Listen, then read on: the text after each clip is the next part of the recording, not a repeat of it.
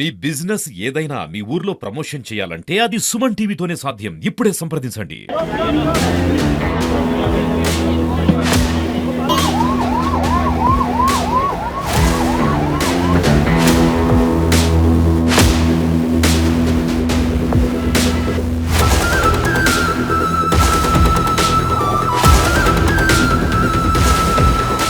Hello viewers, welcome to Suman TV. Visakhapatnam జిల్లా ప్రముఖ పుణ్యక్షేత్రం అయినటువంటి సింహాచలం దేవస్థానంలో విషాద ఘటన చోటు చేసుకుంది.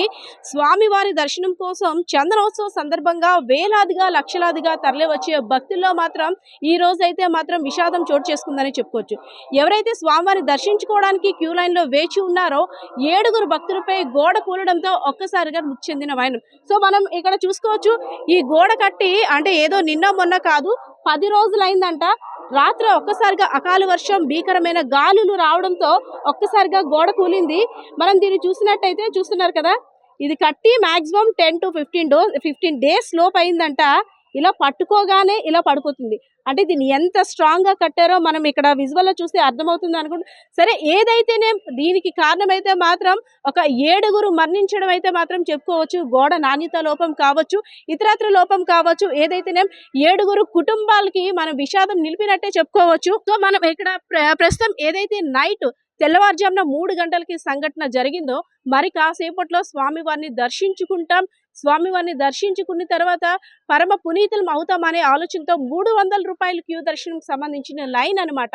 అది ఏంటంటే, ఈ చందనోత్సవం సందర్భంగా హెవీ ఫ్లోటింగ్ ఉంటుందనే ఆలోచనతో రీసెంట్గా ఒక 10 to 15 డేస్ మధ్యన ఇది నిర్మించారని అయితే ఇక్కడ తెలుస్తున్న పరిస్థితి చూడొచ్చు. ఒక్కసారిగా గోడ కూలడంతో, ఎందుకంటే ఎర్లీ మార్నింగ్ ఒక్కసారిగా వాతావరణం మారిపోయింది. ఎప్పుడు చందనోత్సవం అనేసరికి విపరీతమైన ఎండ ఉంటుంది, అదే అంచనాలో మేబీ ఉండొచ్చేమో.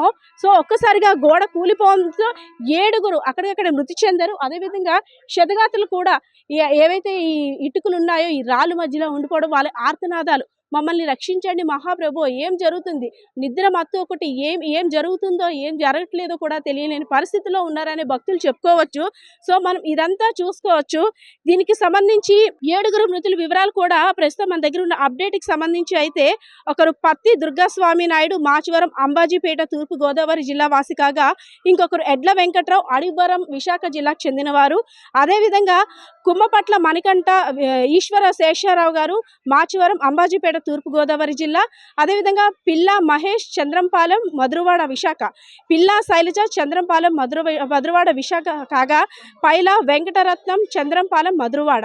గుజ్జర మహాలక్ష్మి, చంద్రంపాలెం మధురవాడ కాగా, గాయపడిన వారు కూడా చాలా మంది క్షతగాతులే ఉండొచ్చు. సో వారికి మెరుగైన వైద్యాన్ని అందించడానికి ఆసుపత్రికి కూడా తరలించవచ్చు. ఇందులో 2 కుటుంబాల్లో చూసుకున్నట్టయితే అంతా ఒక్కసారిగా స్వామివారి దర్శనంకి ఒకరి వెనకట్ల ఒకరు ఉంటారు కాబట్టి 2 కుటుంబాల్లో కూడా, అంటే ఒకే కుటుంబానికి చెందిన భక్తులు మరణించినట్టే తెలుస్తుంది. మనం అక్కడ విజువల్లో చూసుకోవచ్చు. ఒక్కసారిగా భీకరమైన గాలులు, ఏవైతే పొద్దున్న అంటే ఎవరు అనుకోని విధంగా గాలి అయితే మాత్రం ఈరోజు బీభత్సం సృష్టించిందనే చెప్పుకోవచ్చు. ఈ విపత్తు కోసమా ఇంత గాలి వీచిందో అన్నట్టు కూడా ఆశ్చర్యం కలుగుతుంది. ఒకసారి మనం అక్కడ చూడొచ్చు. అక్కడ నిర్మించిన అంటే ఏర్పాట్లు, టెంట్లు అవి కూడా పడిపోయిన పరిస్థితి కనిపిస్తుంది. అంటే దీన్ని బట్టి మనం అనాలిసిస్ చేసుకోవచ్చు గాలి ఎంత భీకరంగా వీచిందో. సో మరి కాసేపట్లో స్వామివారి దర్శనం చేసుకుందామనే భక్తులైతే మాత్రం అనంత లోకాలకి, అంటే దైవ దర్శనానికి వచ్చిన వారు కానరాని లోకాలకు వెళ్ళిపోయారని చెప్పుకోవచ్చు. దీనికి సంబంధించి ఏదైతే ఘటన జరిగిందో, వెంటనే హోమ్ మినిస్టర్ వంగలపూడి అనిత కూడా ఇక్కడికి వచ్చి సంఘటన స్థలాన్ని పరిశీలించారు. అప్పటికి ఆమెకు తెలిసిన సమాచారం ప్రకారం అయితే ఒక ఇద్దరు క్షతగాతులు ఉన్నట్టే తెలిసింది. కానీ తర్వాత ఒక్కసారిగా ఇక్కడ జరిగిన సంఘటన చూసి మేడం కూడా విస్తుపోయినట్టయితే ప్రస్తుతం మనకైతే తెలియజేశారు. సో అదేవిధంగా minister Kondapalli Srinivasarao, MP Vizianagaram MP కలిసిట్టి, ప్రతి ఒక్క ప్రజాప్రతినిధులు కూడా, గంటా శ్రీనివాసరావు, అందరూ కూడా ఇక్కడికి వచ్చి సంఘటన స్థలాన్ని పరిశీలిస్తున్నారు.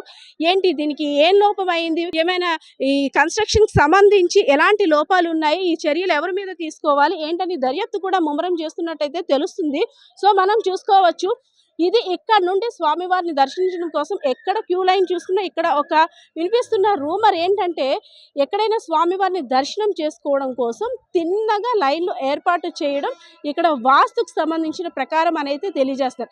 కానీ ఇప్పుడు రీసెంట్గా ఏదైతే గోడ పడిపోయిందో ఈ గోడను మాత్రం ఒక సైడ్కు తిప్పడం వల్ల అంటే ఇది వాస్తు దోషం కారణంగా అన్నట్టు కొంతమంది కూడా వారి యొక్క భావాన్ని వ్యక్తం చేస్తున్నారు. దీనికి సంబంధించి ముఖ్యమంత్రి చంద్రబాబు నాయుడు కూడా దిగ్భ్రాంతి చెందారు. చందనోత్సవం అనేసరికి ఇంతమంది లక్షల వేలాది మంది వచ్చే భక్తుల్లో ఎన్నడూ లేదు, అంటే ఈ సింహాచలం చరిత్రకు సంబంధించి ఎన్నడూ లేని విధంగా ఇంతమంది భక్తులు ఒక్కసారిగా మృతి చెందడం నిజంగా చాలా బాధాకరం, విషాదకరం.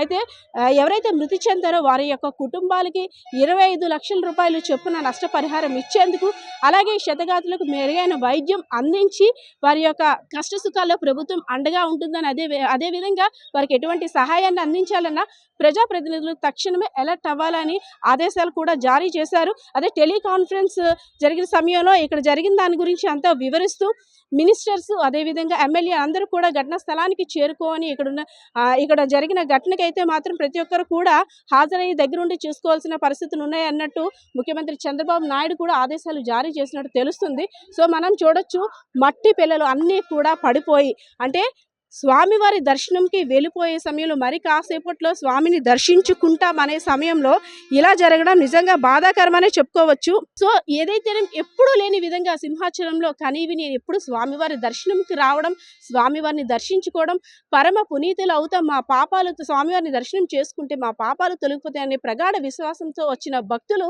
ఒక్కసారిగా అవాక్కైన పరిస్థితి. ఒకవైపు స్వామివారిని దర్శనం చేసుకోవడం కోసం వేలాదిగా లక్షలాదిగా తరలివచ్చిన భక్తులు ఒకవైపు అయితే మరోవైపు ఎప్పుడూ లేని విధంగా 7 మృతి చెందిన ఒకవైపు. సో ఇదంతా మనం ఎలా చూడొచ్చు? ఈ పాపం ఎవరిది? దీన్ని ఎవరి మీద అంటే ప్రభుత్వానిదా లేదంటే ఈ నిర్మాణం చేస్తున్న ఈ సంస్థదా? ఎవరిని చూడొచ్చు? అంటే ఇలాంటి టైంలో భక్తులు వస్తారని అధిక ఏర్పాట్లు చేసినప్పటికి కూడా ఇలాంటి విపత్తుని ఎందుకు అనాలిసిస్ చేయలేకపోయారని ఒక క్వశ్చన్ మార్క్ అయితే వస్తుంది. సో ఏదైతే ఇన్సిడెంట్ జరిగిందో వెంటనే ఇక్కడున్న ఎస్డీఆర్ఎఫ్ బృందాలు అలాగే ఇక్కడున్న సహాయ సిబ్బంది చర్యలు కూడా చేపట్టి మరింత అప్రమత్తమై వేకువజామున 3 గంటలకే ఎక్కడైతే ఇన్సిడెంట్ జరిగిందో వారిని వెంటనే కూడా కేజీహెచ్ తరలించడం జరిగింది. అయితే దురదృష్టకరం ఏంటంటే 7 మృతి చెందడం, ఇంకా మిగిలిన వారు కూడా అంటే ఆర్తనాదాలు, స్వామి ఏమవుతుంది దేవుడా అయ్యో దేవుడా అంటూ ఆర్తనాదాల మధ్య వాళ్ళైతే మాత్రం హాస్పిటల్కి చేరుకున్న పరిస్థితి. సో దీనికి సంబంధించి హోమ్ మినిస్టర్ వంగల్పూడి అనిత కూడా వివరాలు తెలియజేశారు. క్షతగాతులకు కావచ్చు, మృతుల కుటుంబాలకు కావచ్చు ప్రభుత్వం వారి తరపున అండగా ఉంటుంది, వారికి ఎటువంటి సహాయాన్ని అందించడానికైనా తమ ప్రభుత్వం ముందుంటుందని అయితే ఒక ధైర్యాన్ని కూడా చెప్పడం జరిగింది. సో ఓవరాల్గా ప్రస్తుతం ఇక్కడున్న పరిస్థితి ఇది. కెమెరా పర్సన్ బాలకిషోర్తో పద్మ, సుమన్ టీవీ, విశాఖపట్నం.